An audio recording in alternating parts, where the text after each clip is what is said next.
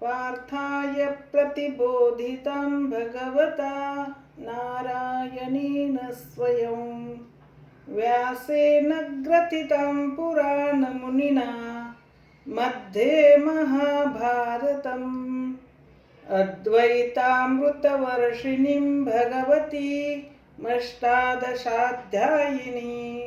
मम त्वामनुसन्दधामि भगवद्गीते भवद्वेषिणीम्। नमस्तुते व्यासविशालबुद्धे फुल्लारविन्दायतपत्रनेत्र येन त्वया भारततैलपूर्ण प्रज्वालितो ज्ञानमयप्रदीपः प्रपन्नपारिजाताय स्तोत्रवेत्रैकपाणये ज्ञानमुद्राय कृष्णाय गीतामृतदुहे नमः। वसुदेवसुतं देवं कंसचाणूरमर्दनं देवकी परमानन्दं कृष्णं वन्दे जगद्गुरुं। भीष्मद्रोणतटा जयद्रथजला गान्धारनीलोत्पला शल्यग्राहवती कृपेण वहनी कर्णेन वेलाकुला अश्वत्थामविकर्णघोरमकरा दुर्योधनावर्तिनी सोत्तीर्णा खलु पाण्डवैरननदी कैवर्तकः केशवः पाराशर्यवचः सरोजममलं गीतार्थगन्धोत्कटन् नानाख्यानककेसरं हरिकथा सम्बोधना बोधितं लोके सज्जनषट्पदैरहरः पेपीयमानं मुदा भूयाद्भारतपङ्कजं कलिमल प्रध्वंसिनः श्रेयसे। मूकं करोति वाचालं पङ्गुं लङ्घयते गिरिं यत्कृपातमहं वन्दे परमानन्दमाधवम्। यं ब्रह्मा वरुणेन्द्ररुद्रमरुतस्तुन्वन्ति दिव्यैस्तवैर्वेदैः साङ्गपदक्रमोपनिषदैर्गायन्ति यं सामगाः ध्यानावस्थिततद्गतेन मनसा पश्यन्ति यं योगिनो यस्यान्तन्न विदुःसुरासुरगणा देवाय तस्मै नमः। अथ ध्यानम्। शान्ताकारं भुजगशयनं पद्मनाभं सुरेशं विश्वाधारं गगनसदृशं मेघवर्णं शुभांगं लक्ष्मीकान्तं कमलनयनं योगिभिर्ध्यानगम्यं वन्दे विष्णुं भवभयहरं सर्वलोकैकनाथम्। अथ श्रीमद्भगवद्गीता महात्म्यम्। गीताशास्त्रमिदं पुण्यै यः पठेत् प्रयतः पुमान् विष्णोः पदमवाप्नोति भयशोकादिवर्जितः। गीताध्ययनशीलस्य प्राणायामपरस्य च नैव सन्ति हि पापानि पूर्वजन्मकृतानि च। मलनिर्मोचनं पुंसाय जलस्नानं दिने दिने सकृद्गीताम्भसि स्नानौ संसारमलनाशनम्। गीता सुगीता कर्तव्या किमन्यशास्त्रविस्तरैः या स्वयं पद्मनाभस्य मुखपद्माद्विनिसृता। भारतामृतसर्वस्वं विष्णुर्वक्त्राद्विनिसृतं। गीता गङ्गोदकं पीत्वा पुनर्जन्म न विद्यते। सर्वोपनिषदो गावो दोग्धा गोपालनन्दनः। पार्थो वत्सः सुधीरभोक्ता दुग्धं गीतामृतं महत्। एकं शास्त्रं देवकीपुत्रगीतमेको देवो देवकीपुत्र एव। एको मन्त्रस्तस्य नामानि यानि कर्माप्येकं तस्य देवस्य सेवा। हरि ओम। सर्व गीता प्रेमींना नमस्कार।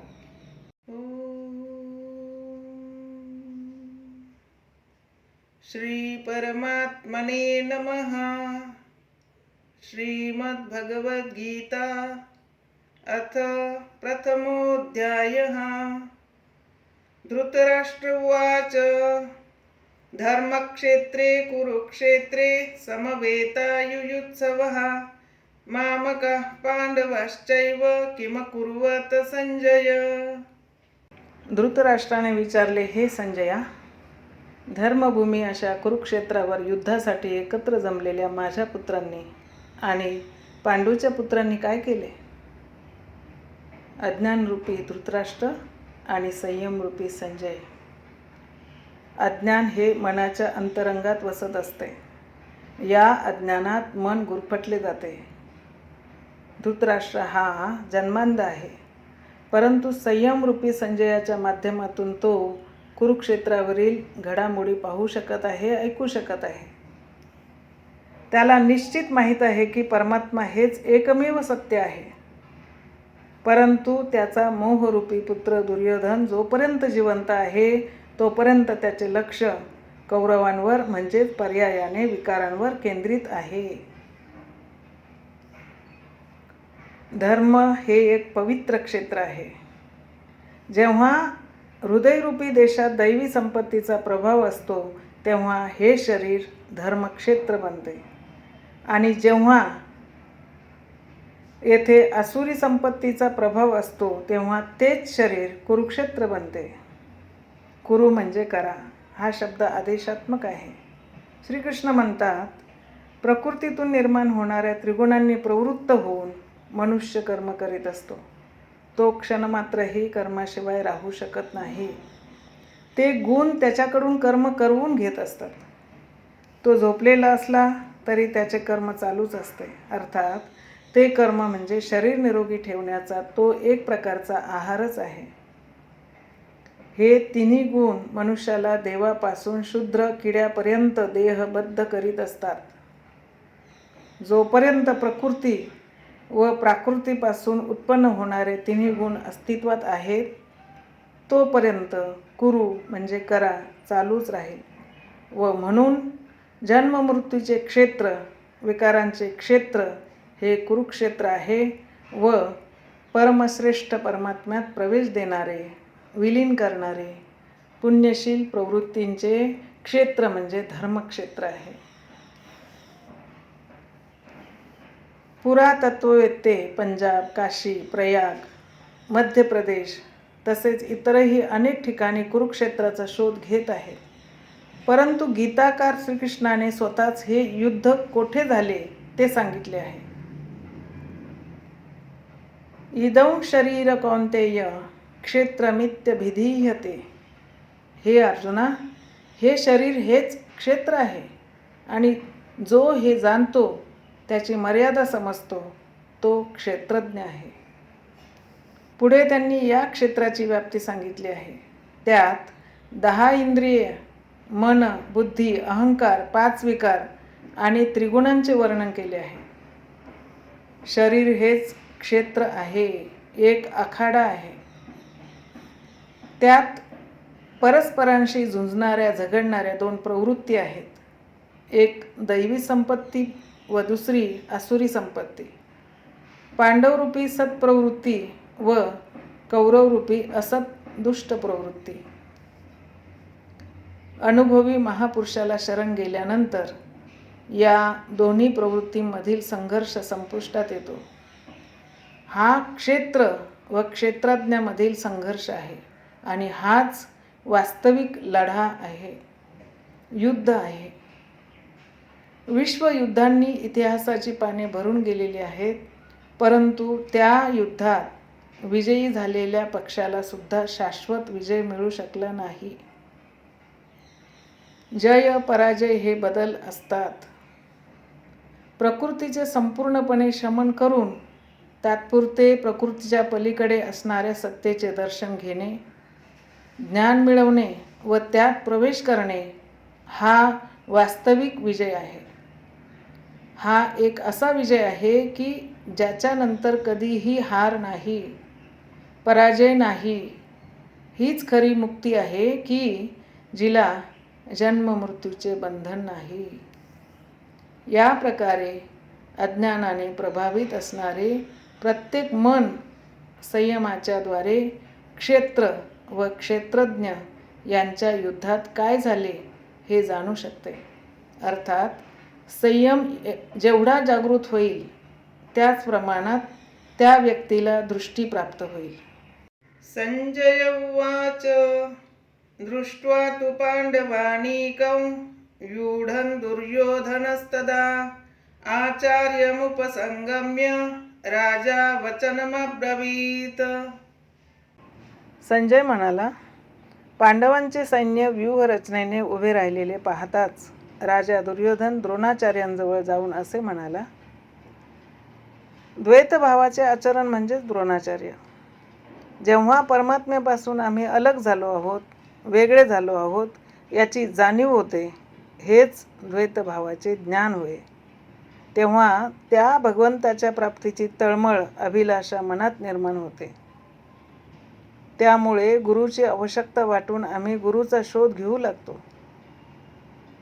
दोन प्रवृत्तींमधील प्रथम गुरु हाच असतो ज्याचा शोध घेतो, परंतु त्यानंतरचे सद्गुरू योगेश्वर श्रीकृष्ण हेच असतात जे योगसिद्ध आहेत. राजा दुर्योधन आचार्यांच्या जवळ जातो. मोहरूपी दुर्योधन, मोह हे सर्व व्याधींचे मूळ आहे, मुख्य कारण आहे. दुर्योधन, दूर म्हणजे दोषयुक्त, योधन म्हणजे आत्मिक दूषित संपत्ती असे धन. आत्मिक संपत्ती ही स्थिर शाश्वत संपत्ती आहे. तिच्यात जो दोष निर्माण करतो तोच मोह असतो. तो मनुष्याला प्रकृतीकडे खेचत असतो. तसेच तो वास्तव ज्ञान प्राप्त करून घेण्याची प्रेरणाही देत असतो. मोह असतो तोपर्यंत प्रश्न शिल्लक असतात. मोह संपला की मग सर्व पूर्णच असते. व्यूहरचनायुक्त पांडवांचे सैन्य पाहून, म्हणजेच पुण्यशील सत्प्रवृत्तींचा जमाव, संघटन पाहून दुर्योधन गुरु द्रोणांच्या जवळ जाऊन उपहासाने म्हणाला, पश्यैतां पांडुपुत्राणामाचार्य महतीं च मूं व्यूढां द्रुपदपुत्रेण तव शिष्येन धीमता. आचार्य, द्रुपदाचा पुत्र आणि तुमचा बुद्धिमान शिष्य धृष्टद्युम्न याने व्यूहरचना केलेली ही मोठी पांडव सेना पहा. शाश्वत व स्थिर परमात्म्यावर श्रद्धा असणारा, दृढ मनोबळ असणारा तो धृष्टद्युम्न, तोच पुण्यशील प्रवृत्तींचा नेता आहे, प्रमुख आहे. साधन कठीण न मन कर टेका. नुसते साधन बळकट असून उपयोग नाही, तर मनाची सिद्धता बळकट असली पाहिजे, मनोनिग्रह असला पाहिजे. अत्र शूरा महेश्वासा भीमा अर्जुन समायुधी युयुधानो विराटश्च द्रुपदश्च महारथः.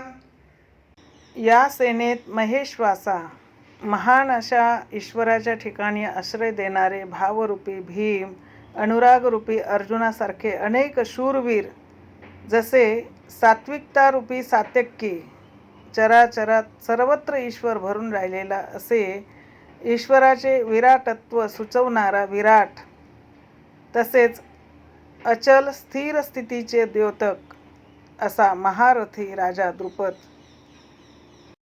धृष्टकेतुश्चेकितानः काशीराजश्च वीर्यवान् पुरुजित् कुन्तिभोजश्च शैब्यश्च नरपुंगवः. धृष्टकेतू, कर्तव्यात दृढ असणारा. चेकितान, स्वैरभैर भटकणाऱ्या मनाला लगाम घालून योग्य स्थळी मन स्थिर ठेवणारा. काशीराजा, कायारूपी काशीमध्येच साम्राज्य आहे. पुरुजित, स्थळ, सूक्ष्म व कारण अशा शरीरावर विजय मिळवून देणारा.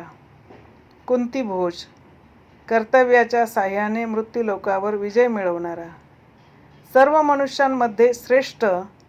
शैब्य म्हणजे सत्यव्यवहार. युधामन्युश्च विक्रांत उत्तमौजाश्च वीर्यवान् सौभद्रो द्रौपदेयाश्च सर्व एव महारथाः.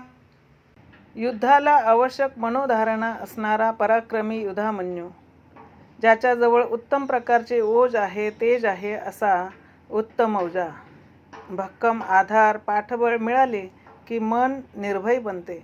अशा भक्कम आधारामुळे जो निर्भय आहे असा सुभद्रापुत्र अभिमन्यू, ध्यानरूपी द्रौपदीचे 5 पुत्र, वात्सल्य, लावण्य, सहृदयता, सौम्यता व स्थिरता हे सर्वजण थोर महारथी आहेत. साधनेच्या मार्गावर वाटचाल करण्याची त्यांची संपूर्ण योग्यता आहे, क्षमता आहे. अशा प्रकारे पांडवांच्या पक्षातील दैवी संपत्तीने युक्त असणाऱ्या 15-20 योद्ध्यांची नावे दुर्योधनाने घेतली. असत प्रवृत्तींचा राजा असूनही मोहामुळेच सत्प्रवृत्ती समजणे शक्य होते. मोह तसे करण्याला बाध्य करतो. त्यानंतर स्वतःच्या पक्षातील योद्ध्यांविषयी तो संक्षेपाने द्रोणाचार्यांना सांगतो. जर बाह्य युद्ध असेल तर आपल्या फौजेची बढाई त्याने मारली असते. येथे विकार कमी सांगितले गेले, कारण विकार नाशवंत असतात व त्यांच्यावर विजय प्राप्त करायचा आहे. फक्त 6-7 विकारच त्याने सांगितले की ज्यांच्या अंतरंगात संपूर्ण बहिर्मुखी प्रवृत्तींचा वास आहे, जसे अस्माकंतु विशिष्टाये तान्नि बोध द्विजोत्तम नायका मम सैन्यस्य संज्ञार्थं तान् ब्रवीमि ते. हे द्विजश्रेष्ठा, आता आमच्या सैन्यात जे जे प्रमुख आहेत, जे माझ्या सैन्याचे अधिकारी आहेत, त्यांची नावे आपल्याला कळण्यासाठी सांगतो. ते आपण ऐकून घ्या, जाणून घ्या. बाह्य युद्धात सेनापतीला द्विजश्रेष्ठ म्हणून संबोधणे समयोचित नाही. वास्तविक गीता म्हणजे अंतःकरणातील 2 प्रवृत्तींचा संघर्ष आहे व तेथे द्वैतवृत्तीच्या आचरणाचे प्रतीक म्हणजे गुरु द्रोण आहेत. जोपर्यंत आम्ही आमच्या आराध्यापासून लेश मात्रही अलग असतो, तोपर्यंत तेथे प्रकृती विद्यमान असते, द्वैतभाव उपस्थित असतो. या द्वीवर विजय मिळवण्याची प्रेरणा आम्हाला गुरु द्रोणाचार्यांपासून मिळत असते. आमचे अर्धवट अपूर्ण ज्ञानच आम्हाला पूर्ण ज्ञान प्राप्त करण्याची प्रेरणा देत असते. ते पूजास्थल नाही, मंदिराचे प्रांगण नाही, ती युद्धभूमी आहे. तेथे शौर्यसूचक संबोधन असायला हवे. भवान भीष्मश्च कर्णश्च कृपश्च समितिञ्जयः अश्वत्थामा विकर्णश्च सौमदत्तिस्तथैव च. आता असत प्रवृत्तींचे प्रमुख कोण कोण आहेत? एक तर स्वतः आपण द्वैतभावाचे आचरणरूपी द्रोणाचार्य आहात. भ्रमरूपी संध्यरूपी पितामह भीष्म आहेत.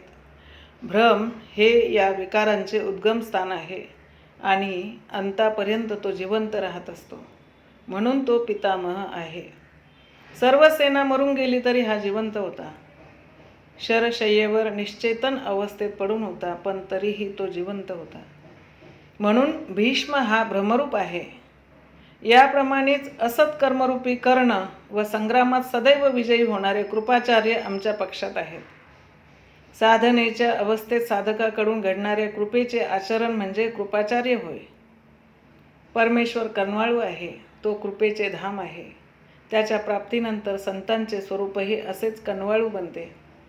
परंतु या साधनेच्या कालात जोपर्यंत आम्ही परमेश्वरापासून अलग राहतो, तोपर्यंत तोही आमच्यापासून दूरच असतो, अलग असतो. असत प्रवृत्ती जिवंत असते, ती मोहाने गुरफटलेली असते.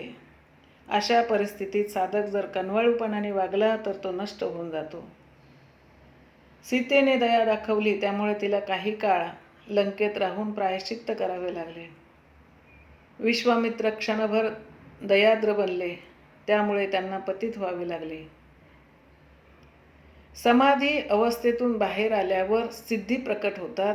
वास्तविक त्या सिद्धी आहेत, परंतु काम, क्रोध, मोह या विकारांइतक्याच कैवल्य प्राप्तीमध्ये त्या अडसररूप, विघ्नरूप आहेत. गोस्वामी तुलसीदासांचे हे असेच मत आहे. छोरत ग्रंथी जानी खगराया अविघ्न अनेक करई तब माया रिद्धी सिद्धी प्रेरई बहु भाई बुद्धी लोभ दिखावई आई. रामचरितमानस. माया अनेक विघ्ने अडचणी निर्माण करत असते. ती साधकाला अनेक सिद्धी प्रदान करते. साधकाला ती सिद्ध बनवते. असा सिद्धी प्राप्त झालेला साधक मरणासन्न मनुष्याच्या जवळून गेला तरी तो मनुष्य उठून उभा राहील एवढी सिद्धी त्याला प्राप्त होते. अर्थात तो मनुष्य भले जिवंत झाला, पण साधकाने ते स्वतःचे सामर्थ्य समजले तर तो नष्ट होऊन जाईल. एक रोगी बरा झाला की त्याच्या जागी अनेक रोगी जमतील. त्यामुळे भजन चिंतनामध्ये खंड पडेल व साधक त्यामुळे इतका बहकत जाईल की प्रकृतीचे बाहुल्य वाढून तो प्रकृतीच्या पाशात अडकला जाईल.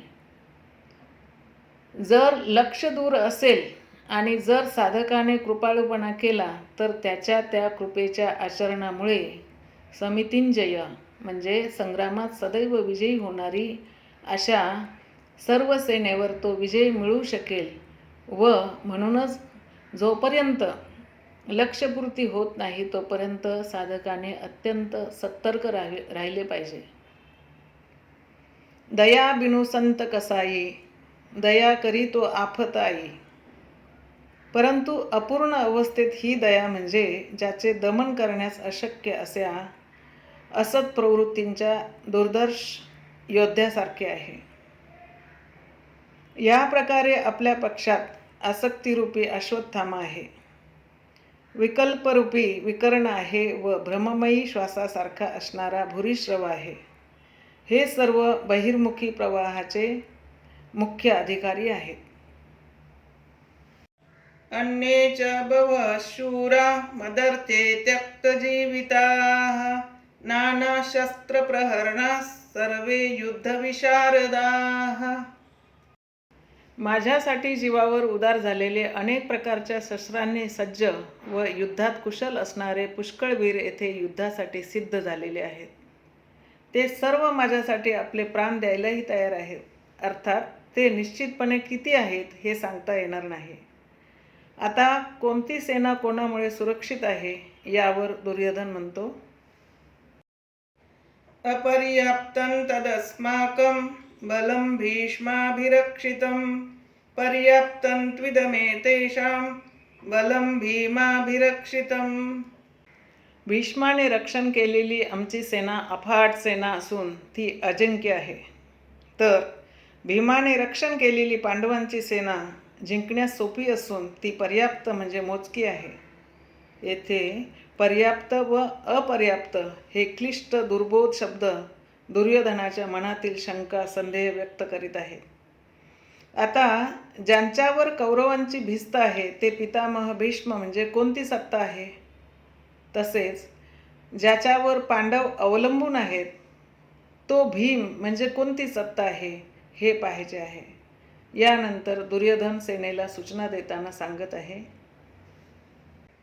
अयनेषु च सर्वेषु यथा भागमवस्थिताः भीष्ममेवाभिरक्षन्तु भवन्तः सर्व एव हि. तेव्हा सेना व्यूहरचनेत आपापल्या मोक्याच्या जागी उभे राहून आपण सर्वांनी मिळून भीष्माचार्यांचेच रक्षण केले पाहिजे. जर भीष्माचार्य जिवंत राहतील तरच आम्ही अजिंक्य राहणार आहोत. तेव्हा पांडवांशी लढण्यापेक्षा तुम्ही फक्त भीष्माचार्यांचेच रक्षण करावे. जो स्वतःचे रक्षण करू शकत नाही, ज्याच्या रक्षणाचा भार कौरवांना उचलावा लागत आहे, त्या भीष्माला योद्धा कसे म्हणावे? तो कसला योद्धा? पण येथे भीष्म म्हणजे भ्रम, विपरीत ज्ञान, संदेह, भ्रांती. भीष्म म्हणजे हाडामासांचा योद्धा नव्हे. म्हणून भीष्म म्हणजे भ्रम, भ्रांती जोपर्यंत टिकून आहे तोपर्यंत विजातीय म्हणजे दुष्ट प्रवृत्ती अजिंक्य आहे, अजय आहे. अर्थात अजय म्हणजे ज्याला जिंकताच येत नाही असा नव्हे, तर अजय म्हणजे दुर्जय म्हणजेच कष्टाने ज्याला जिंकता येते असा. महाअजय संसार रिपू जीती सकई सोबीर, रामचरितमानस. जेव्हा भ्रम किंवा भ्रांती नाहीशी होते तेव्हा अज्ञान संपूर्णपणे नष्ट होते, ते अस्तित्वहीन बनते आणि अंशिक रूपाने उरलेले मोह वगैरे रिपूही शीघ्र नाहीसे होतात. भीष्माची इच्छा होती इच्छामरण, पण इच्छा म्हणजेच भ्रांती. इच्छेचा अंत व भ्रम नष्ट होणे या दोन्ही गोष्टी एकच आहेत. ही गोष्ट संत कबीराने अगदी सोप्या शब्दात सांगितली आहे. इच्छा काया इच्छा माया, इच्छा जग उपजाया, कह कबीर जे इच्छा विवर्जित, ताका पार न पाया. जेथे भ्रम भ्रांती नसते तो अमर्याद व अव्यक्त असतो. हे शरीर निर्माण होण्याचे कारणही इच्छा हेच आहे. इच्छा म्हणजेच माया आहे आणि इच्छा हीच जगताच्या उत्पत्तीचे कारण आहे. कबीर म्हणतात, जे संपूर्णतः निरीच्छ आहे तिनका पार न पाया. ते अपार, अनंत व असीम अशा परमात्मा स्वरूपात प्रवेश मिळवू शकतात. जे कामनारहित आहेत, जे आत्म्यामध्ये स्थिर म्हणजे आत्मस्वरूप बनले आहेत, त्यांचे कधीच पतन होत नाही. ते ब्रह्माशी एकरूप होऊन जातात. सुरुवातीला इच्छा अनंत असतात, पण अनंत अपार अशा परमेश्वर प्राप्तीची इच्छा मात्र बाकी असते. परंतु जेव्हा परमेश्वर प्राप्तीची इच्छा ही पूर्ण होते तेव्हा इच्छा शिल्लक राहत नाही. जर यापेक्षाही मोठी किंवा श्रेष्ठ अशी दुसरी कोणती वस्तू असती तर तुम्ही तिच्या प्राप्तीची इच्छा नक्की ठेवली असते. जर त्याच्यापेक्षा श्रेष्ठ अशी दुसरी कोणती वस्तूच नाही तर मग कशाची इच्छा करणार? जेव्हा प्राप्त होण्यासारखी वस्तूच शिल्लक राहत नाही तेव्हा इच्छेचे तिथून समूळ उच्चाटन होते आणि इच्छा नष्ट होताच भ्रांतीही समूळ नष्ट होते. हेच भीष्माचे इच्छा मरण आहे. म्हणून दुर्योधन म्हणतो की भीष्माकडून रक्षित असणारी आमची सेना अजय आहे. सारांश, जोपर्यंत भ्रांती असते तोपर्यंत अज्ञानाचे अविद्येचे वास्तव्य असते. भ्रांती नष्ट होताच अज्ञानही नाहीसे होते. भीम म्हणजे भावरूप आहे. त्याच्याकडून रक्षण केली गेलेली पांडवांची सेना जिंकण्यास सुलभ आहे. भावे विद्यते देवः. अविदित परमेश्वराला विदित ज्ञान करण्याचे सामर्थ्य, क्षमता भावामध्ये आहे. भाववस्य भगवान सुख निदान करुणा अयन. रामचरितमानस. श्रीकृष्णाने या भावाला श्रद्धा म्हटले आहे. या श्रद्धेमध्ये परमेश्वराला वश करण्याचे सामर्थ्य असते. या भावातून, श्रद्धेतूनच संपूर्ण पुण्यमय प्रवृत्तीचा विकास होतो. हा भावच पुण्याचे संरक्षण करतो. ही श्रद्धा, हा भाव इतका सामर्थ्यवान आहे की परमदेव परमात्म्याला तो जन्म घ्यायलाही भाग पाडतो. परंतु त्याचबरोबर हा भाव इतका नाजूक असतो की आज भाव आहे तर उद्या त्याचे अभावात परिवर्तन व्हायला वेळ लागत नाही. कारण इच्छिलेल्या म्हणजे इष्ट गोष्टीत थोडी जरी त्रुटी जाणवली की भाव, श्रद्धा डळमळू लागते. पुण्यमय सात्विक प्रवृत्ती विचलित होते व इष्टशी संबंध दुरावला जातो. व म्हणून भीमाकडून रक्षण केली जाणारी पांडवांची सेना जिंकणे सोपे आहे. तस्य संजनयन हर्षं कुरुरुद्ध पितामहः सिंहनादौ विनद्धौ चैष शंखं दद्मौ प्रतापवान. अशा प्रकारे प्रत्येकाने आपापल्या शक्तीप्रमाणे शंख फुंकले. हा शंखध्वनी म्हणजे त्या वीरांनी आपल्या शक्तीप्रमाणे केलेली पराक्रमाची घोषणा होती. कुरुवंशातील महान पराक्रमी पितामह भीष्मांनी दुर्योधनाला आनंद व्हावा म्हणून सिंहगर्जनेप्रमाणे मोठ्या जोराने आपला शंख फुंकला. हा ध्वनी फार भयावह होता. सिंह म्हणजे भयाचेच प्रतीक. निबिड जंगलात एकांत स्थळी या सिंहाची गर्जना आपल्या कानावर पडली तर सिंह आपल्यापासून कितीतरी मैल लांब असला तरी भीतीने आपल्या हृदयाचा थरकाप होतो व भयाने शरीरावर सरसरून काटा उभा राहतो. शरीर भीतीने कापू लागते. आपली अशी दशा होण्याचे कारण काय? कारण सिंहाविषयीचे भय आपल्या मनात दडून बसलेले असते. म्हणजे हे भय आपल्या प्रकृतीमध्ये असते, परमात्म्याच्या ठिकाणी नसते. कारण परमात्मा म्हणजे निर्भयतेचे साम्राज्य. जर भ्रमरूपी भीष्माचार्य विजयी होणार असतील तर आपण ज्या मायारूपी जंगलात भरकटत आहोत ते जास्तच भरकटले जाऊन भयाची मात्रा वाढेल. भयाचे काळोखे आवरण अधिक दाट होईल. भयाची तीव्रता वाढेल. भयाचा अंधकार मनात अधिक दाटेल. भयाशिवाय आपल्याला दुसरे काही देऊ शकत नाही. तेव्हा या प्रकृतीपासून निवृत्त होणे हाच खरा मोक्षाचा मार्ग आहे. ही माया प्रकृती म्हणजे घोर अंधकाराची पडछाया आहे. कौरव म्हणजे या मायेचे प्रतीक. ते भयाशिवाय दुसरे काही देऊ शकणार नाहीत. त्यामुळे कौरवांच्या सैन्यात सर्व रणधुरंधरांची रणवाद्ये एकदम वाजली तरी भयाशिवाय दुसरे काहीही उत्पन्न झाले नाही. लक्षात ठेवा की प्रत्येक विकाराच्या मुळाशी काही ना काही भय असतेच. म्हणून त्यांनी आपले रणवाद्ये जोरजोराने फुंकून घोषणा केली. ततश्शंखाश्च भैर्यश्च पणवानक गोमुखाः सहसैवाभ्यहन्यन्त सशब्दस्तु मूलोऽभवत्. त्यानंतर शंख, नगारे, तुताऱ्या, ढोल, रणशिंग ही रणवाद्ये एकदम वाजविली गेली. तेव्हा त्यांचा फारच मोठा आवाज झाला. त्यामुळे वातावरण भयावह झाले व पांडव सेनेत भय उत्पन्न करणे हाच तर कौरवांचा उद्देश होता. अशा प्रकारे दुष्ट प्रवृत्तीचे बाह्य आक्रमण सफल झाल्यावर मोहमय बंधन अधिक घट्ट मजबूत बनते. यानंतर पुण्य प्रवृत्तीच्या पांडव सेनेत रणवाद्ये फुंकली गेली. यात पहिला मान योगेश्वर श्रीकृष्णाला दिलेला होता. ततश्वेतैर्हयैर्युक्ते महति सैन्दने स्थितौ माधव पांडवश्चैव दिव्यौ शंखौ प्रदध्मतुः. पांढऱ्या शुभ्र घोड्याने युक्त असणाऱ्या येथे पांढरा रंग सात्विक व निर्मलतेचे प्रतीक आहे. महती सैन्दने म्हणजे महान रथावर आरूढ झालेल्या योगेश्वर श्रीकृष्णाने व अर्जुनाने आपापले अलौकिक शंख फुंकले.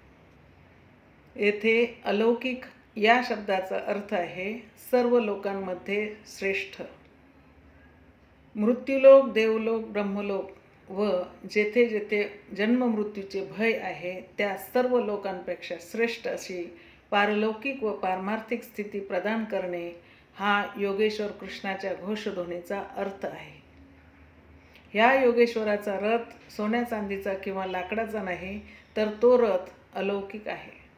त्याचा शंख अलौकिक आहे व त्यामुळे त्याचा घोषध्वनीही अलौकिकच आहे. लोकांपेक्षा श्रेष्ठ आहे असे फक्त एक ब्रह्म तेवढे आहे. सरळ त्या ब्रह्माशी संपर्क साधून देणे हा श्रीकृष्णाच्या घोषध्वनीचा अर्थ आहे. परंतु ही स्थिती श्रीकृष्ण कशा प्रकारे प्रदान करतील? पांचजन्यौ ऋषिकेशो देवदत्तं धनंजयः पौंड्रं दद्मौ महाशंखं भीमकर्मावृकोदरः. ऋषिकेश जो हृदयाचा जाणता आहे, स्वामी आहे, त्या कृष्णाने पांचजन्य शंख फुंकला आणि 5 ज्ञानेंद्रियांना त्यांच्या शब्द, स्पर्श, रूप, रस, गंध गुणांसह वश करून तो निग्रह आपल्या भक्तगणांना प्रदान करण्याचा घोष श्रीकृष्णाने केला. विक्राळ रूपात बंड करणाऱ्या इंद्रियांना वश करून आपल्या भक्तांना इंद्रिय निग्रहाची देणगी सद्गुरूच देत असतो आणि योगेश्वर श्रीकृष्ण हे महान सद्गुरू होते. शिष्यस्तेहं, भगवान मी आपला शिष्य आहे. तेव्हा बाह्य विषय उपाधी इकडे लक्ष जाऊ न देता इष्ट गोष्टींवरच लक्ष केंद्रित होऊ दे. अयोग्य असे काही माझ्याकडून पाहिले जाऊ नये, ऐकले जाऊ नये किंवा स्पर्शिले जाऊ नये. अर्थात या सर्व गोष्टी सद्गुरूंवरच अवलंबून असतात. देवदत्त धनंजय, दैवी संपत्ती आपल्या काबूत ठेवणारा अनुराग म्हणजेच अर्जुन होय. येथे अनुराग म्हणजे यथोचित इष्ट असणाऱ्या गोष्टींबद्दल प्रेम असणे, यात विरह, वैराग्य, अश्रुपात याही गोष्टींचा समावेश होतो. गद गिरा नयन बह नीरा, रोमांचक गोष्टीही यात येतात. पण येथे विषय वासनेला, विकाराला लेश मात्र शिरका बसत नाही. जर हा अनुराग यशस्वी झाला तर प्रत्यक्ष परमात्म्यात प्रवेश देणाऱ्या दैवी संपत्तीवर तो अधिपत्य प्राप्त करू शकतो.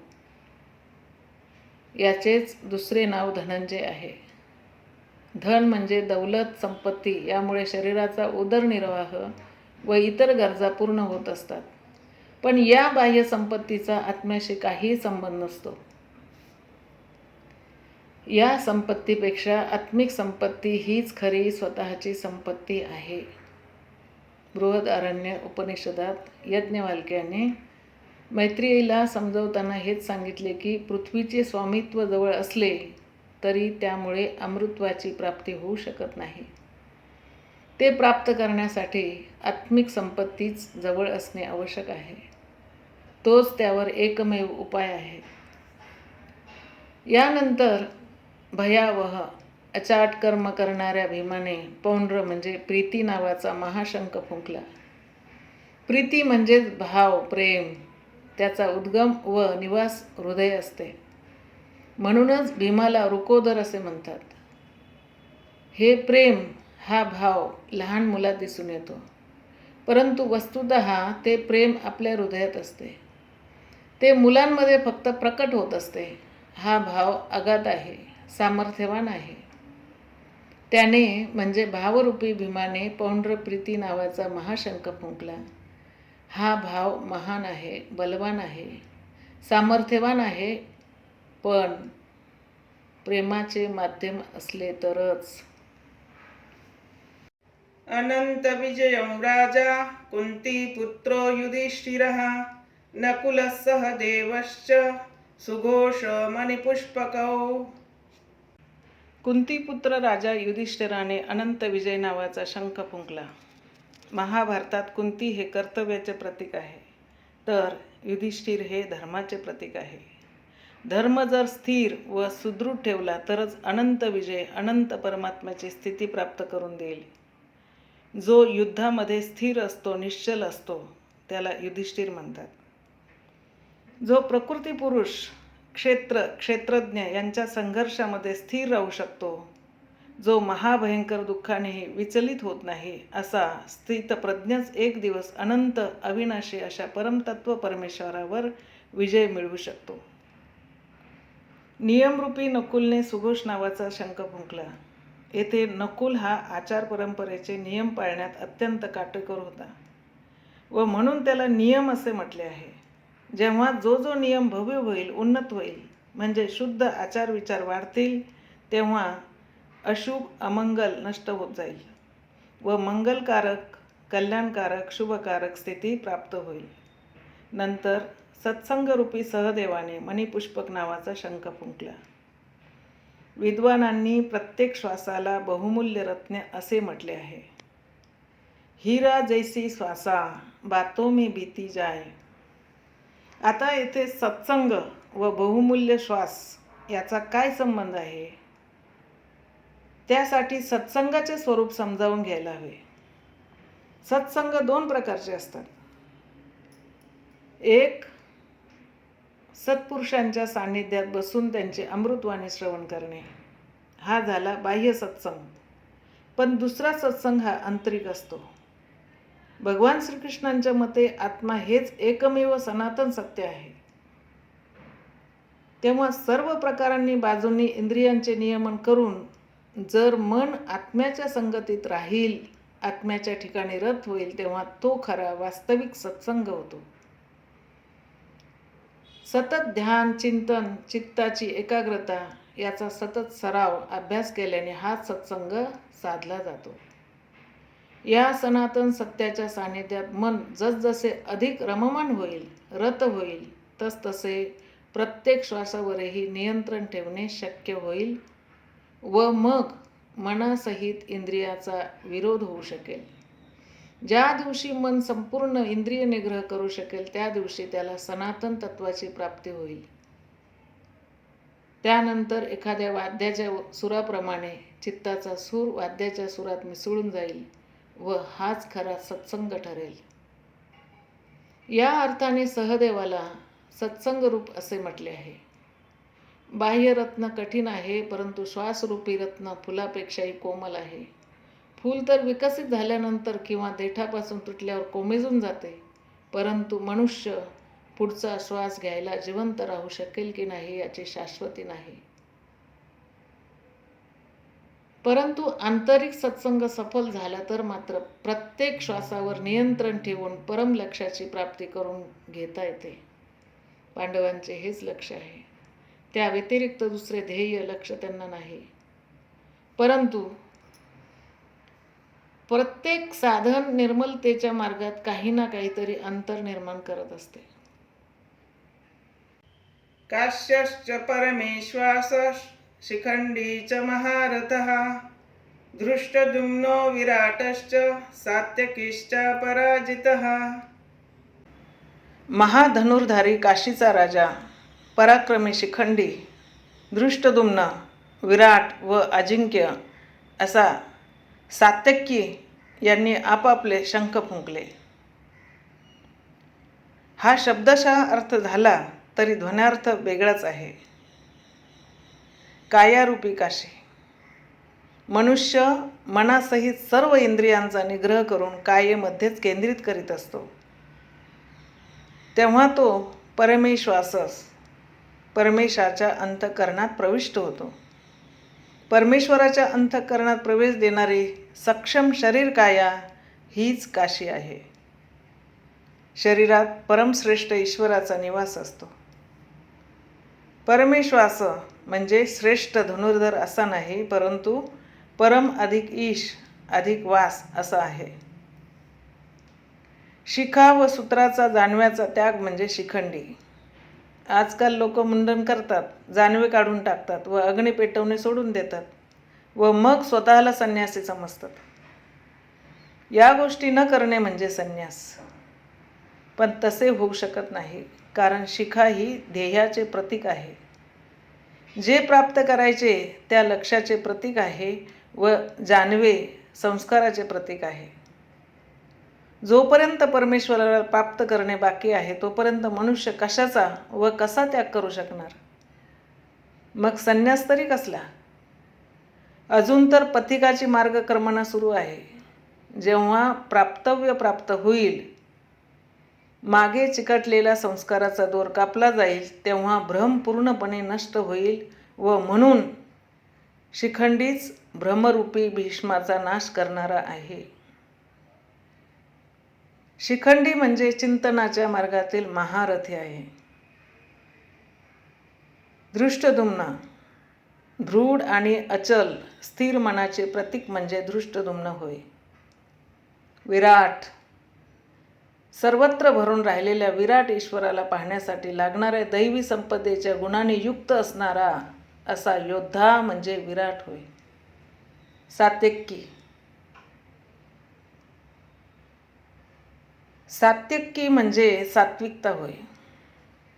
सत्याचे चिंतन करण्याची प्रवृत्ती म्हणजेच सात्विकता. ती जर अंगी बांधली तर घसरण्याचे पडण्याचे भय राहणार नाही आणि ही वृत्ती या संघर्षात पराजित होऊ देणार नाही, ती विजयच देईल. द्रुपदो द्रौपदेयश्च सर्वश पृथिवीपते सौभद्रश्च महाबाहुः शंखं दद्मुः पृथक् पृथक्.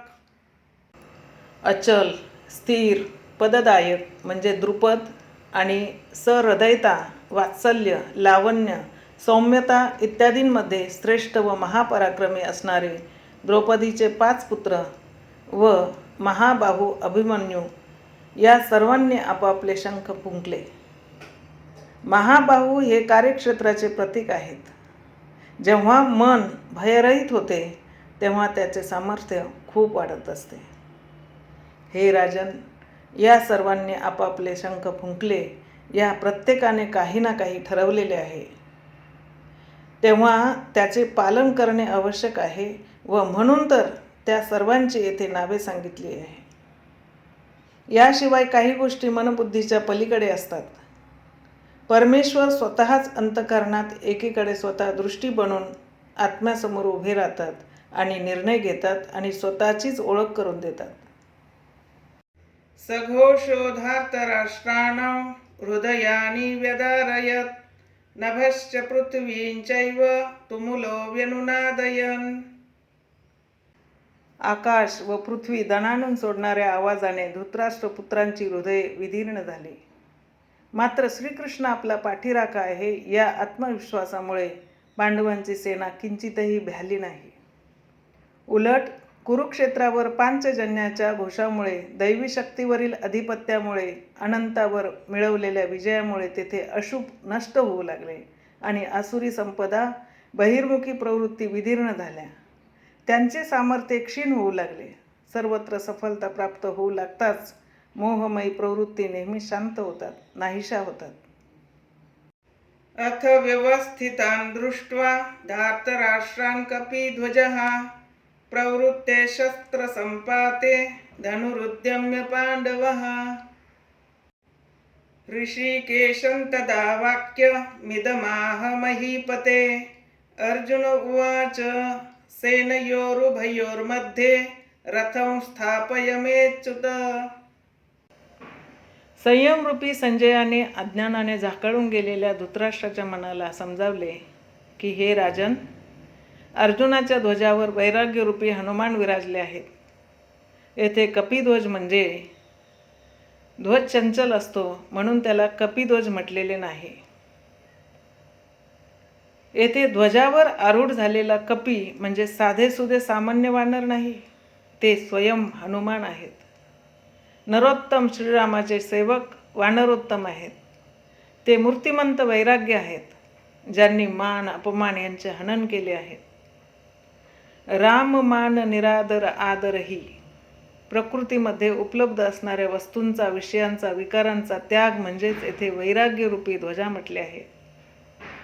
ध्वजा ही राष्ट्राची प्रतीक असते, तेव्हा ज्याचे वैराग्य हीच ज्याच्या रथाची ध्वजा आहे, अशा अर्जुनाने कौरव युद्ध सिद्ध झाले आहेत व शस्त्रास्त्रांचा वर्षाव होण्याची वेळ आली आहे असे पाहून आपले धनुष्य उचलून जो हृदयाचा स्वामी आहे त्या योगेश्वर कृष्णाला म्हणाला, हे अच्युता, जो कधी च्यूत होत नाही असा दोन्ही सैन्यांच्या मध्यभागी माझा रथ उभा कर. येथे हा सारथ्याला दिलेला आदेश नाही, तर सद्गुरूला केलेली प्रार्थना आहे. परंतु हा रथ मध्यभागी कशासाठी न्यायचा आहे? यावदेतान् निरीक्षेऽहै योद्धुकामानवस्थितान् कैर्मया सह योद्धव्यमस्मिन् रणसमुद्यमे. अर्जुन म्हणाला, हे अच्युता, मध्यभागी रथ उभा केल्यास कोणाकोणाला युद्ध करायची इच्छा आहे ते मला पाहता येईल. या महायुद्धात मला कोणाकोणाबरोबर युद्ध करायचे आहे तेही मला पाहता येईल. योत्स्यमानान् वेक्षेऽहै येतेऽत्र समागताः धार्तराष्ट्रस्य दुर्बुद्धेर्युद्धे प्रियचिकीर्षवः. धृतराष्ट्राच्या हटवादी पुत्राचे कल्याण इच्छिणारे कोण कोण राजे येथे लढायला आले आहेत ते मला पाहू दे. त्यासाठी हा रथ दोन सैन्यांच्या मध्यभागी उभा कर. दुर्योधन मोहाचे प्रतीक आहे, तेव्हा या मोहमयी प्रवृत्तीचे हित इच्छिणारे असे जे जे राजे येथे आले आहेत त्या सर्वांना पाहण्याची इच्छा आहे. संजय उवाच एवमुक्तो ऋषिकेशो गुडाकेशेन भारत सेनयोरुभयोर्मध्ये स्थापयित्वा रथोत्तमम्. भीष्मद्रोणप्रमुखतः सर्वेषाञ्च महीक्षिताम् उवाच पार्थ पश्यैतान् समवेतान् कुरुनिति. संजय म्हणाला, निद्राजयी अर्जुनाने असे म्हटल्यानंतर हृदयाचा स्वामी भगवान श्रीकृष्णांनी दोन्ही सैन्यांमध्ये भीष्म, द्रोण आणि महीक्षिताम म्हणजे शरीररूपी पृथ्वीवर अधिकार गाजवणाऱ्या राजांच्या मध्ये आपला उत्तम रथ उभा केला आणि ते म्हणाले, पार्था, येथे जमलेल्या कौरवांना पहा. येथे उत्तम रथ म्हणजे सोन्या चांदीचा रथ असा अर्थ नाही. या जगाच्या परिभाषेत उत्तमता ही नश्वर शरीराच्या अनुकूलतेवरून किंवा प्रतिकूलतेवरून ठरत असते. ही परिभाषा अपूर्ण आहे. जर आमच्या आत्म्याची प्रकृतीला स्वभावाला साथ असेल, जिथे कसलेही म्हणजे लेश मात्रही मालिन्य नसेल, तेच उत्तम. उत्तम रथाचा अर्थ असा ध्वनित होतो. तत्रापश्य स्थितान् पार्थ पितॄनथ पितामहान् आचार्यान् मातुलान् भ्रातॄन् पुत्रान् पौत्रान् सखींस्तथा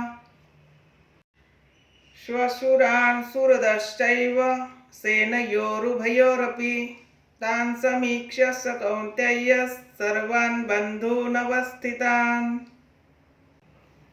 यानंतर अचूक लक्षवेध साधणाऱ्या आपल्या पार्थिव शरीराला रथ बनवणाऱ्या पार्थाने दोन्ही पक्षांच्या सैन्यामध्ये आपले वाडवडील, आजे, गुरु, मामे भाऊ, पुत्र, नातू, मित्र तसेच त्याचे सासरे व हितचिंतक या सर्वांना पाहिले. म्हणजे दोन्ही सेनेत अर्जुनाला आपला परिवार, आपल्या मामाचा, सासरचा परिवार दिसला, तसेच आपले मित्र व गुरुजन त्याला दिसले. हे सर्व मिळून 18 अक्षौहिणी सैन्य होते. म्हणजे प्रचलित परिमाणाप्रमाणे 6.5 अब्ज इतके सैन्य झाले. महाभारत परिमाणाप्रमाणे 18 अक्षौहिणी म्हणजे अंदाजे 40 लाख इतके सैन्य झाले. म्हणजे आजच्या संपूर्ण विश्वाच्या संख्येइतकी ही संख्या झाली. इतक्या लोकांसाठी कधीतरी अन्न समस्या निर्माण झाल्याशिवाय राहणार नाही. पण विशेष म्हणजे एवढी प्रचंड संख्या फक्त अर्जुनाच्या परिवाराची होती. एवढा मोठा कधी कोणाचा परिवार असू शकतो का? हे कधीच शक्य असणार नाही. हे हृदयरूपी देशाचे चित्रण होते. कृपया परयाविष्टो विषीदन्निदमब्रवीत्.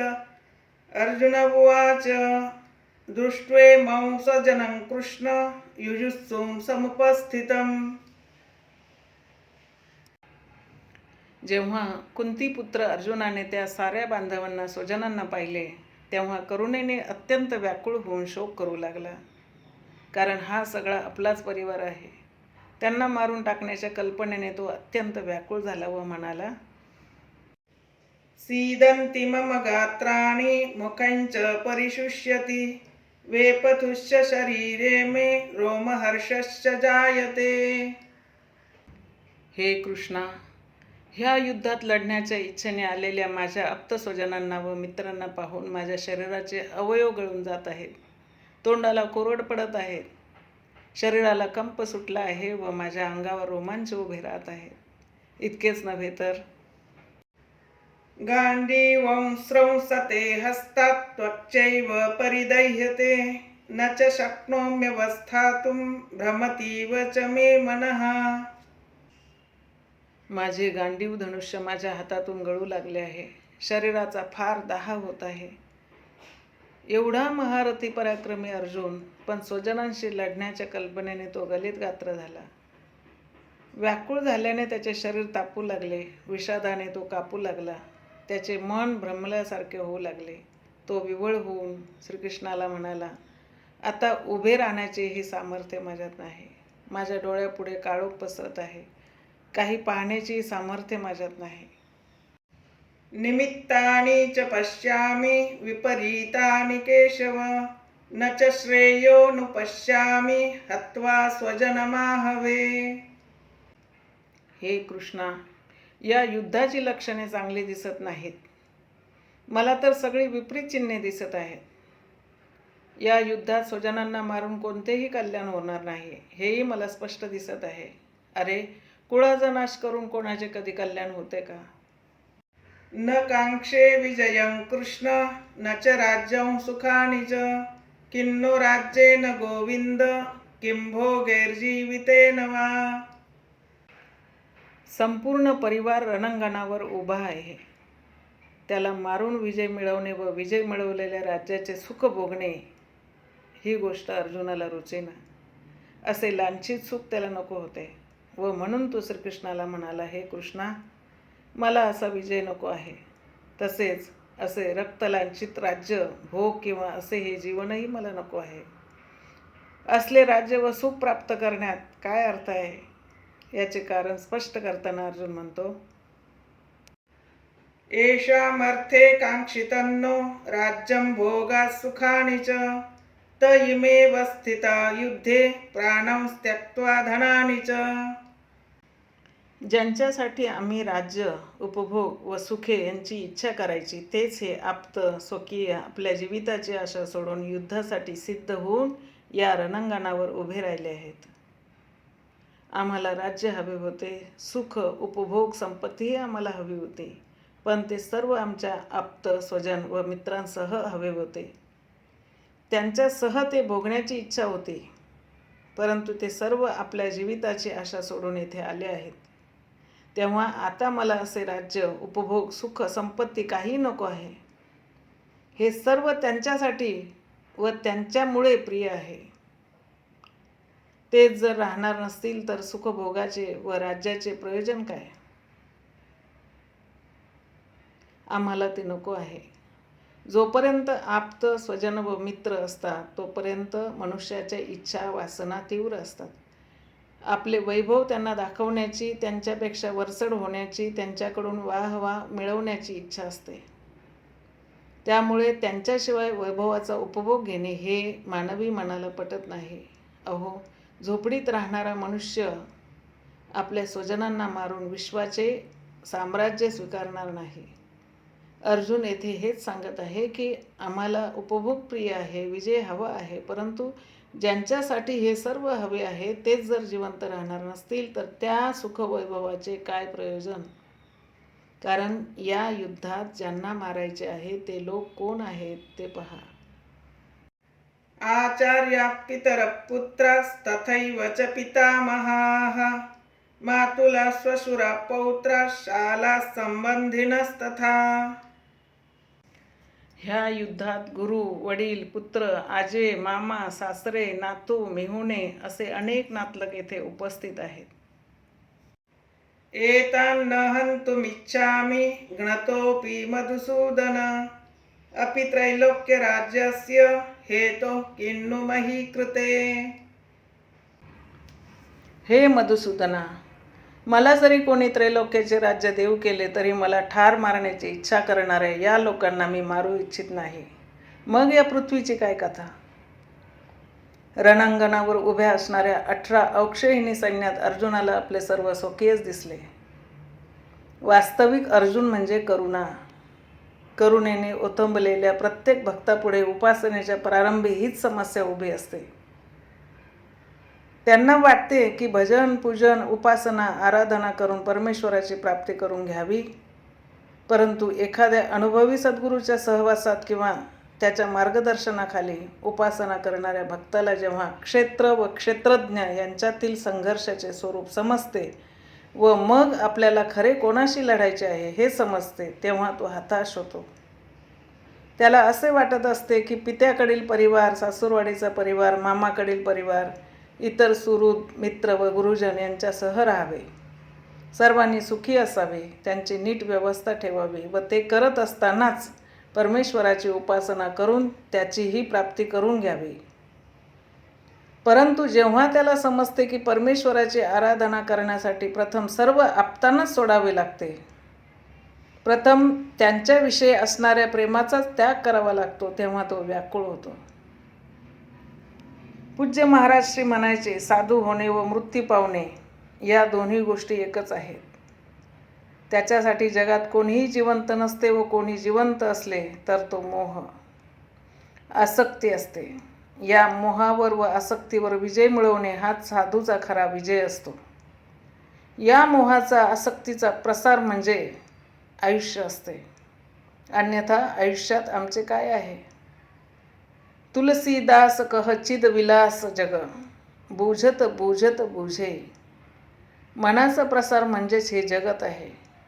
योगेश्वर कृष्णानेही मनाच्या प्रसाराला जगत म्हटले आहे. जो या मनाच्या प्रसाराला रोखतो, त्याच्यावर विजय मिळवतो, तो चराचर जगावर विजय मिळवतो. इहैव तैर्जित सर्गो येषां साम्ये स्थितं मनः. गीता. केवळ अर्जुन व्याकुळ झाला असे नव्हे, अनुराग, प्रेम सर्वांच्या हृदयात असते. ज्याच्या हृदयात हे प्रेम आहे, करुणा आहे, ते सर्वच असे व्याकुळ होतात. प्रथम त्यांना वाटते की भजन पूजनापासून काही फायदा होईल व त्यामुळे सर्वजण सुखी होतील, त्यांच्याबरोबर सुखाचा उपभोग घेऊ. परंतु ते जर जिवंतच राहणार नसतील तर सुख मिळवून काय उपयोग. अर्जुनाची दृष्टी राज्यसुखापर्यंतच सीमित होती. त्रैलोक्याच्या साम्राज्य प्राप्तीलाही तो सुखाची पराकाष्ठा समजत होता. त्याच्याही पलीकडे काही सत्य आहे, ही गोष्ट अद्याप अर्जुनाला समजलेली नाही. निहत्य धार्तराष्ट्रान्न का प्रीतिः स्यात् जनार्दन पापमेवाश्रयेदस्मान् हत्वैतानाततायिनः. हे जनार्दना, धृतराष्ट्राच्या मुलांना मारून आम्हाला का आनंद होणार आहे. धृतराष्ट्र म्हणजे दृष्टतेचे राष्ट्र. त्याच्यापासून निर्माण होणाऱ्या मोहरूपी दुर्योधनादींना मारून आम्हाला काय समाधान मिळणार आहे. जनार्दना, या आततायी लोकांना मारून आम्हाला उलट पापच लागेल. जो यत्किंचित लाभासाठी अनितीच्या मार्गाचा अवलंबन करतो त्याला आततायी म्हटले जाते, परंतु जो आत्म्याच्या मार्गात अडथळा बनतो तो महा आततायी असतो. काम, क्रोध, लोभ, मोह हे मोक्षाच्या मार्गातील अडथळे आहेत. तस्मान्नार्हा वयं हन्तुं धार्तराष्ट्रान् स्वबान्धवान् स्वजनं हि कथं हत्वा सुखिनः स्याम माधव. म्हणून हे माधवा, धृतराष्ट्राच्या या पुत्रांना आम्ही मारणे योग्य नाही. अरे, हे स्वबांधव कसे? ते तर शत्रू होते ना. वास्तविक नाती ही अज्ञानातून उत्पन्न होत असतात. हा मामा आहे, हा काका आहे, ही सासूरवाडी आहे, हे आमचे स्वजन आहे, आप्त आहेत. हे सर्व संबंध अज्ञानातून उत्पन्न होत असतात. अहो, आमचे हे शरीरच जर नश्वर आहे तर ही नाती कुठून टिकणार. जोपर्यंत मोह असतो तोपर्यंत आम्हाला परिवार असतो, आमचे सुहृद असतात, आमची एक दुनिया असते. परंतु जेथे मोह असत नाही तेथे हे कोणतेही संबंध, ही नाती उपस्थित होतच नाहीत. येथे मोहामुळे अर्जुनाला त्याचे शत्रू ही सुहृद वाटू लागले व म्हणून तो श्रीकृष्णाला म्हणत आहे की या आप्तांना मारून आम्ही कसे सुखी होणार.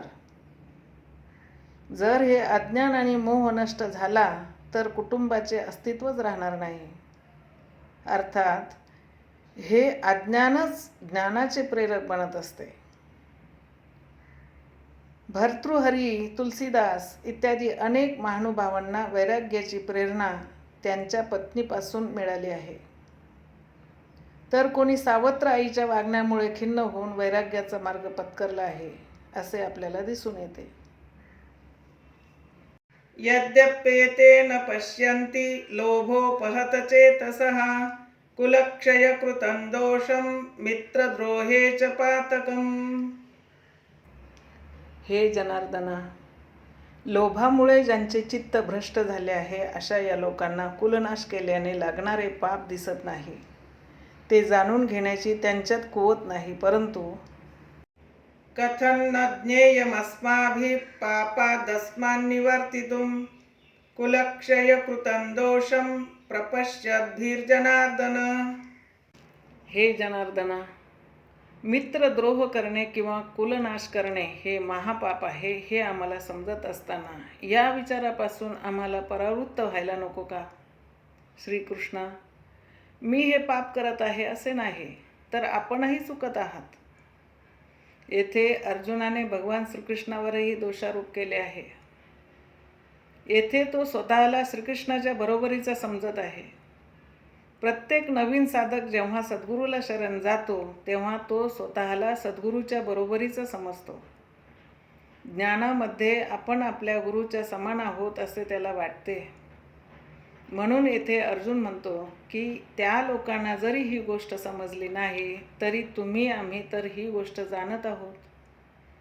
तेव्हा मित्रद्रोह व कुलनाश केल्याने लागणाऱ्या दोषांबाबत आम्हाला विचार करायला हवा. या कुलनाशाने काय घडते.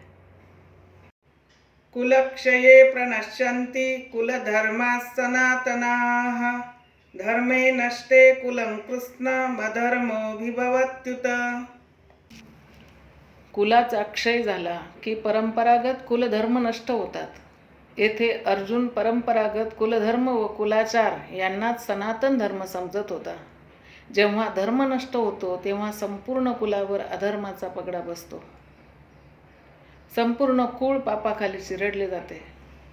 अधर्माद्भिभवात् कृष्ण प्रदुषन्ति कुलस्त्रियः स्त्रीषु दृष्टाशु वार्ष्णेय जायते वर्णसंकरः. हे कृष्णा, जेव्हा अधर्माचे प्राबल्य होते, पाप वाढते, तेव्हा कुलातील स्त्रिया बिघडतात आणि कुलस्त्रिया बिघडल्या की वर्णव्यवस्थेचा नाश होतो. त्यांच्या अधपतनाने वर्णसंकर होतो. नको असलेली संतती प्रजा उत्पन्न होते. अर्जुनाला असे वाटत होते की कुलस्त्रियांच्या अधपतनाने वर्णसंकर होतो. परंतु अर्जुनाच्या या विचाराचे खंडन करून श्रीकृष्णाने त्याला पुढे सांगितले की मी किंवा स्वस्वरूपात स्थित असणाऱ्या महापुरुषांनी आराधनाक्रमात भ्रम उत्पन्न केला की वर्णसंकर निर्माण होतो. तेव्हा वर्णसंकराने कोणते दोष घडतात ते सांगताना अर्जुन म्हणतो, संकरो नरकायैव कुलज्ञानं कुलस्य च पतन्ति पितरो हेष लुप्तपिंडोदकक्रियाः. वर्णसंकर हा कुलक्षय करणाऱ्यांना व कुळातील नरकात नेतो. कारण श्राद्ध तर्पणादी क्रिया लुप्त झाल्याने त्यांचे पितर अधोगतीला जातात.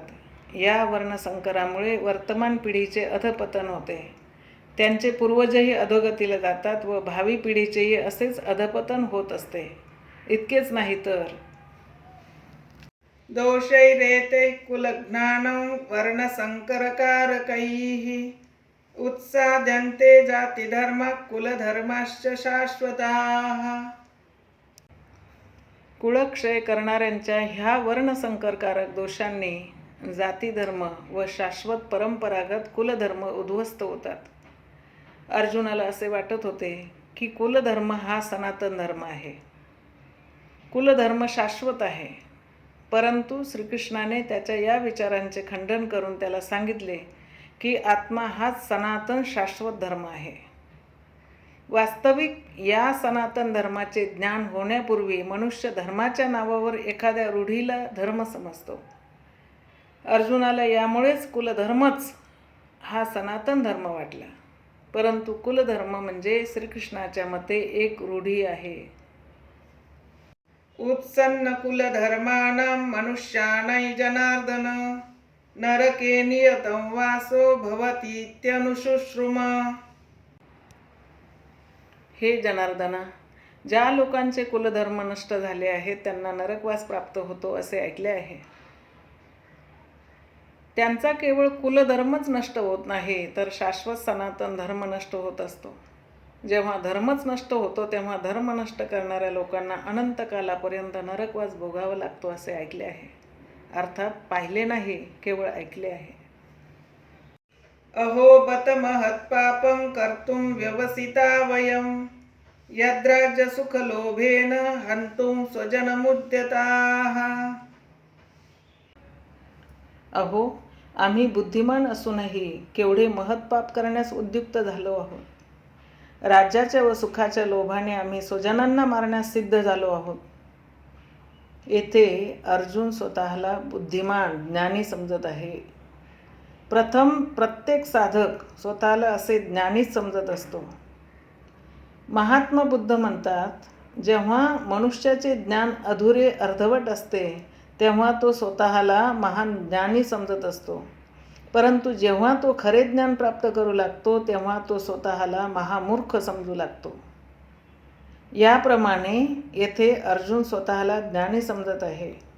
म्हणून तो प्रत्यक्ष भगवान श्रीकृष्णाला समजावत आहे की आम्ही जे पाप करण्यास निघालो आहे त्याने कोणतेही कल्याण साधणार नाही. आम्ही राज्याच्या व सुखाच्या लोभाने कुलनाश करण्यास तयार झालो आहोत. आम्ही खरोखर फार मोठी चूक करीत आहोत. आणि हे श्रीकृष्णा, तूही आमच्याबरोबर मोठी चूक करीत आहेस. परम ज्ञानी व परिपूर्ण असणाऱ्या भगवान श्रीकृष्णाला असे म्हणून अर्जुनाने चांगलाच धक्का दिला व शेवटी तो आपला निर्णय देतो. यदि माम प्रतीकारमशस्त्रं शस्त्रपाणयः धार्तराष्ट्रारणे हन्युस्तन्मे क्षेमतरं भवेत्. धृतराष्ट्राच्या पुत्रांशी लढण्यापेक्षा त्यांनी शस्त्रविरहित व प्रतिकार न करणाऱ्या मला युद्धभूमीवर ठार मारले तरी ते माझ्यासाठी अधिक कल्याणकारक ठरेल. निदान इतिहास म्हणेल की अर्जुन खरोखर समजूतदार होता, म्हणून त्याने आपले प्राण देऊन एवढी मोठी प्राणहानी करणारे भयंकर युद्ध टाळले. भोळ्या भाड्या व निष्पाप मुलांचे प्राण वाचवण्यासाठी व कुळ नष्ट होऊ नये म्हणून लोक आपल्या प्राणांची आहुती देत असतात. इथे मोहाचे प्राबल्य वाढल्यामुळे, आत्मज्ञानी झाले नसल्यामुळे, अज्ञानामुळे अर्जुन असे म्हणत आहे. जेव्हा मोह प्रबळ होतो तेव्हा असेच घडत असते. मनुष्य अगदी परदेशात जाऊन वैभवशाली प्रासादात राहत असला तरी काही दिवसानंतर त्याला आपली झोपडी आठवते. अर्जुनाचे इथे असेच झाल्याने तो म्हणत आहे की धृतराष्ट्राच्या शस्त्रधारी पुत्रांनी शस्त्रांचा त्याग केलेल्या व प्रतिकार न करणाऱ्या मला रणभूमीवर ठार केले तरी ते कल्याणकारकच ठरेल, कारण निदान ते तरी सुखी होतील. संजय उवाच एवमुक्त्वार्जुनः संख्ये रथोपस्थ उपाविशत् विसृज्य सशरं चापं शोकसंविघ्नमानसः. संजय धृतराष्ट्राला म्हणाला की दुःखाने अति व्याकुळ झालेल्या अर्जुनाने असे म्हणून आपले धनुष्य व बाण बाजूला ठेवून दिले व रथाच्या मागील भागात खाली जाऊन बसला. याचाच अर्थ क्षेत्रज्ञ यांच्या संघर्षात भाग न घेता तो त्या संघर्षातून बाजूला झाला. निष्कर्ष: भगवद्गीता म्हणजे क्षेत्र व क्षेत्रज्ञ यांच्या संघर्षाचे निरूपण आहे. गीता म्हणजे ईश्वरी ऐश्वर्याने संपन्न अशा भगवत स्वरूपाचे संगीत आहे. हे संगीत जेथे होते ते युद्धक्षेत्र आहे, शरीर. या शरीरात दोन प्रवृत्ती वसत असतात, एक धर्मक्षेत्र व दुसरे कुरुक्षेत्र. येथे त्या दोन्ही क्षेत्रातील सेनांचे स्वरूप व त्यांच्या सामर्थ्याचा आधार काय आहे हे सांगितले. शंखध्वनींनी त्यांच्या पराक्रमाचा परिचय करून दिला. त्यानंतर ज्या सेनांबरोबर युद्ध करायचे आहे तिचे निरीक्षण झाले. ती सेना 18 अक्षौहिणी म्हणजे जवळजवळ 6.5 अब्ज इतकी विशाल होती असे म्हटले आहे. परंतु ती अनंत अमर्याद आहे. प्रकृतीचे 2 दृष्टिकोन आहेत. एक इष्टोन्मुखी प्रवृत्ती, दैवी संपदा, व दुसरी बहिर्मुखी प्रवृत्ती, आसुरी संपदा. दोन्ही प्रकृतीची स्वरूपे आहेत. फक्त एक कल्याणकारक मार्गाने प्रयाण करत असते, परधर्म परमात्म्याकडे घेऊन जात असते, तर दुसरी प्रकृतीला दिलासा देत असते. प्रथम दैवी संपदा प्राप्त करून आसुरी संपदेचा नाश केला जातो आणि मग शाश्वत सनातन परब्रह्माचा साक्षात्कार होतो. मग दैवी संपदेची आवश्यकताही कमी होत जाते आणि मग युद्धाचा निकाल परिणामही समजला जातो.